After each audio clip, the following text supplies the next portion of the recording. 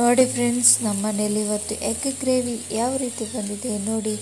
ಚೆನ್ನಾಗಂತೂ ಬಂದಿದೆ, ಘಮ ಘಮ ಅಂತ ಬರ್ತಾ ಇದೆ. ನೀವು ಕೂಡ ಟ್ರೈ ಮಾಡಿ ಫ್ರೆಂಡ್ಸ್. ಇದನ್ನು ಯಾವ ರೀತಿ ಮಾಡೋದು ಅಂತ ನಾನು ನಿಮಗೆ ಕ್ವಿಕ್ಕಾಗಿ ಹೇಳ್ಕೊಡ್ತೀನಿ, ಬನ್ನಿ. Hi friends, welcome to my YouTube channel Neeta ಕಿಚನ್ಗೆ ಸ್ವಾಗತ. ಎಲ್ಲರೂ ಹೇಗಿದ್ದೀರಾ? ನಾನಂತೂ ಸೂಪರ್ ಆಗಿದ್ದೀನಿ. ನಾನು ಇವತ್ತು ನಿಮ್ಮ ಮುಂದೆ ಎಗ್ ಗ್ರೇವಿ ಮಾಡ್ತಾ ಇದ್ದೀನಿ. ಇದನ್ನು ಯಾವ ರೀತಿ ಮಾಡೋದು ಅಂತ ನಾನು ನಿಮಗೆ ತೋರಿಸ್ತೇನೆ, ಬನ್ನಿ. ಇಲ್ಲಿ ನಾನು ಒಂದು ಈರುಳ್ಳಿಯನ್ನು ಕಟ್ ಮಾಡಿ ಆಯಿಲಲ್ಲಿ ಫ್ರೈ ಮಾಡ್ಕೊತಾ ಇದ್ದೀನಿ.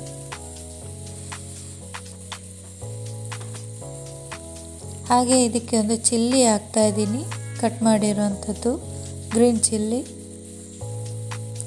ಇದನ್ನು ಚೆನ್ನಾಗಿ ಫ್ರೈ ಮಾಡ್ಕೊಳ್ಬೇಕು.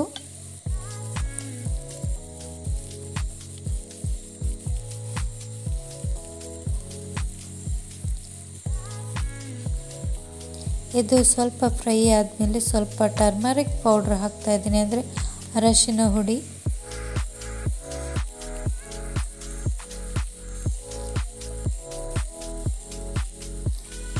ಒಂದು ಟೊಮೆಟೊ ಕಟ್ ಮಾಡಿ ಇಟ್ಟಿರುವಂಥದ್ದು ಹಾಕ್ತಾ ಇದ್ದೀನಿ.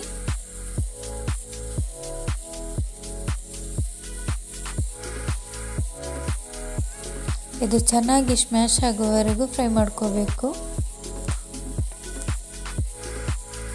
ಹಾಗೆ ಯಾರೆಲ್ಲ ನನ್ನ ಚಾನಲ್ನ ಸಬ್ಸ್ಕ್ರೈಬ್ ಮಾಡಿಲ್ಲ, ಈ ಕೂಡಲೇ ಹೋಗಿ ನನ್ನ ಚಾನಲ್ನ ಸಬ್ಸ್ಕ್ರೈಬ್ ಮಾಡಿ, ಲೈಕ್ ಮಾಡಿ, ಶೇರ್ ಮಾಡಿ, ಕಮೆಂಟ್ ಮಾಡಿ.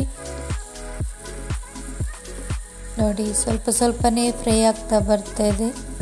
ನಿಮಗೆ ಅರ್ಜೆಂಟಾಗಿ ಇವಾಗ ಏನಾದರೂ ಒಂದು ಸ್ಪೆಷಲಾಗಿ ಮಾಡಬೇಕು ಅಂತ ಅನ್ನುವಾಗ ಇದನ್ನು ಟ್ರೈ ಮಾಡಿ ನೋಡಿ, ನಿಮಗೆ ಈಸಿಯಾಗಿ ಕೂಡ ಇರುತ್ತೆ.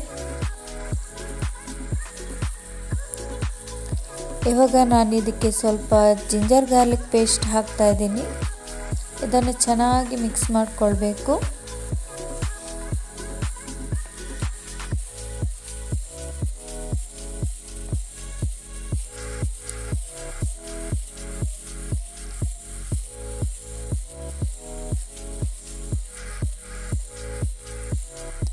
ಅದಾದಮೇಲೆ ಇದಕ್ಕೆ ಸ್ವಲ್ಪ ಗೀ ಹಾಕಬೇಕು, ಅಂದರೆ ತುಪ್ಪ ಹಾಕಿ ಮತ್ತೊಂದು ಸಲ ಮಿಕ್ಸ್ ಮಾಡಿಕೊಳ್ಬೇಕು. ನಾನು ಇದಕ್ಕೆ ತೆಂಗಿನ ಎಣ್ಣೆ ಕೂಡ ಹಾಕಿದ್ದೀನಿ. ತುಂಬಾ ಟೇಸ್ಟಿಯಾಗಿರುವಂಥದ್ದು ಇವತ್ತು ಎಗ್ ಗ್ರೇವಿ ಮಾಡ್ತಾ ಇದ್ದೀನಿ.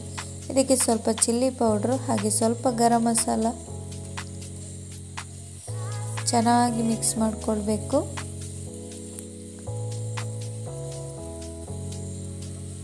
ಇದು ಎಣ್ಣೆ, ಇದಕ್ಕೆ ಸ್ವಲ್ಪನೂ ಇವಾಗ ನೀರು ಹಾಕಲಿಕ್ಕಿಲ್ಲ, ಎಣ್ಣೆಯಲ್ಲೇ ಫ್ರೈ ಆಗಬೇಕು. ಹಾಗೆ ನಾನು ಮನೆಯಲ್ಲಿ ಮಾಡಿಟ್ಟಿರುವಂಥ ಗ್ರೇವಿನ ನಾನು ಇದಕ್ಕೆ ಹಾಕಿದ್ದೀನಿ.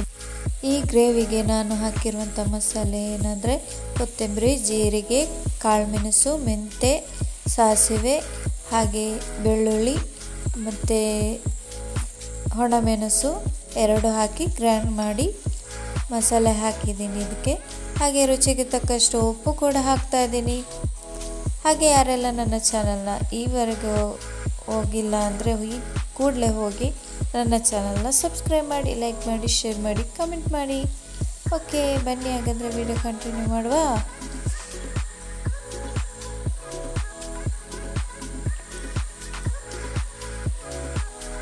ನಾನಿಲ್ಲಿ ಹುಣಸೆ ಹುಳಿನ ನೀರಲ್ಲಿ ಇದು ಕಿವುಚಿ ಅದರ ನೀರನ್ನ ಇದಕ್ಕೆ ಹಾಕ್ತಾ ಇದ್ದೀನಿ. ತುಂಬಾ ಟೇಸ್ಟ್ ಕೊಡುತ್ತೆ ಈ ಗ್ರೇವಿಗೆ.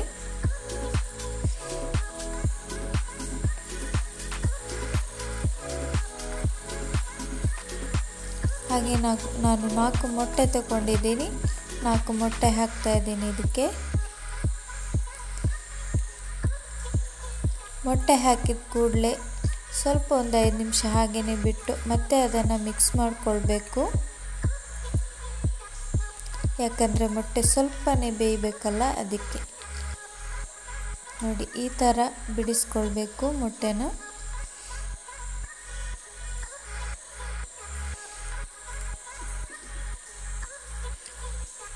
ನೋಡಿ, ಅದು ಸ್ವಲ್ಪನೇ ಬೇಯ್ತಾ ಬರುವಾಗ ನಾವು ಈ ಗ್ರೇವಿಗೆ ಮೊಟ್ಟೆ ಒಡೆದಿಟ್ಟಿರುವಂಥ ಮೊಟ್ಟೆನ ಹಾಕಿ ಚೆನ್ನಾಗಿ ಮಿಕ್ಸ್ ಮಾಡಿಕೊಳ್ಬೇಕು.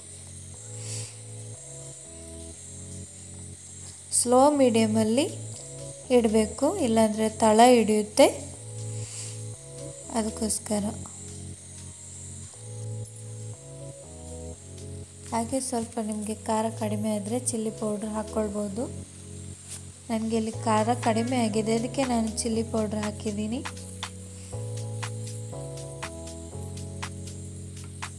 ಇವಾಗ ಚೆನ್ನಾಗಿ ಮಿಕ್ಸ್ ಮಾಡಿಕೊಳ್ಬೇಕು. ಇವಾಗ ಸ್ವಲ್ಪ ಇದು ಗ್ಯಾಸ್ನ ಉರಿನ ಸ್ವಲ್ಪ ಜೋರಾಗಿ ಇಡ್ಬೋದು, ಯಾಕೆಂದರೆ ಸ್ವಲ್ಪ ಡ್ರೈ ಆಗಬೇಕು ಅಂತೇಳಿ ನಾನು ಇಟ್ಟಿದ್ದೀನಿ. ನಿಮಗೆ ತುಂಬಾ ಈಸಿಯಾಗಿ ಮನೆಯಲ್ಲಿ ನಿಮಗೆ ಬೇಕಾಗುವಾಗ ಮಾಡಿಕೊಂಡು ಈಸಿಯಾಗಿ ತಿನ್ಬೋದು. ಎಲ್ಲಿಗಾದರೂ ಈಗ ಅರ್ಜೆಂಟಾಗಿ ಹೋಗಬೇಕು ಅನ್ನುವಾಗ ಇದೇ ರೀತಿ ಮಾಡ್ಕೋಬೋದು. ನಾನು ಸ್ವಲ್ಪ ತೆಂಗಿನೆಣ್ಣೆ ಹಾಕಿದ್ದೀನಿ. ಇವಾಗ